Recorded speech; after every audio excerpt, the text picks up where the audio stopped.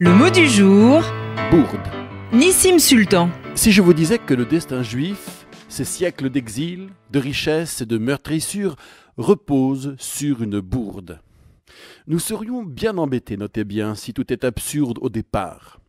Si l'origine de notre condition n'est à n'y rien comprendre, quelle velléité d'y remédier nous reste-t-il? Et pourtant, oui, le Talmud a osé. On doit le long exil à une bévue.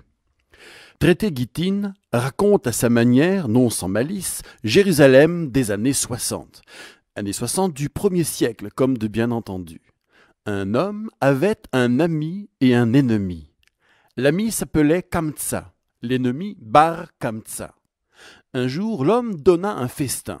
Tout le gratin hiérosolomitain s'y pressa. Or, l'ami Kamtsa brilla par son absence. L'hôte s'en inquiéta et ordonna à son laquais d'aller quérir l'ami indélicat. Et là, c'est le drame. Le laquais commit la bourde du millénaire. Au lieu d'amener l'ami Kamtsa, il fit venir, on se demande comment, l'ennemi Bar Kamtsa. La suite n'est qu'humiliation publique, rancune tenace, désir de revanche, complot, dénonciation au procurateur et embrasement d'une situation déjà explosive sous occupation romaine. Les rabbins, aussi attentistes qu'inefficaces, n'empêcheront pas la catastrophe cosmique s'il en est, le siège de Jérusalem par Vespasien, puis Titus, et à terme, la destruction du Second Temple. Et nous voilà, 20 terribles siècles plus tard, tout juste en voie de résurrection politique. Évidemment, ce narratif est absurde, voire il joue de l'absurdité. Confondre amis et ennemis, certes quasi homonymiques, comment une telle bourde est-elle possible? Sur cette affaire, le seul commentaire qui vaille, c'est celui du Maharal de Prague.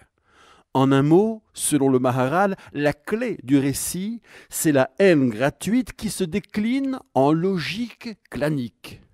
Dans cette logique mortifère, tout événement, même domestique, a une dimension politique. L'absence d'un allié préoccupe.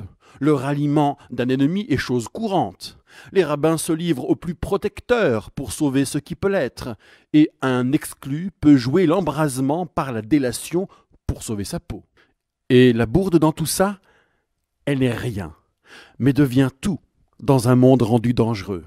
Lorsque, dans la tectonique de l'histoire, les forces obscures et de lumière sont dans un face-à-face, au coude à coude, et qu'il suffit d'un rien, d'une étourderie, d'un fait divers, d'une étincelle d'absurde, pour que tout sombre dans le chaos.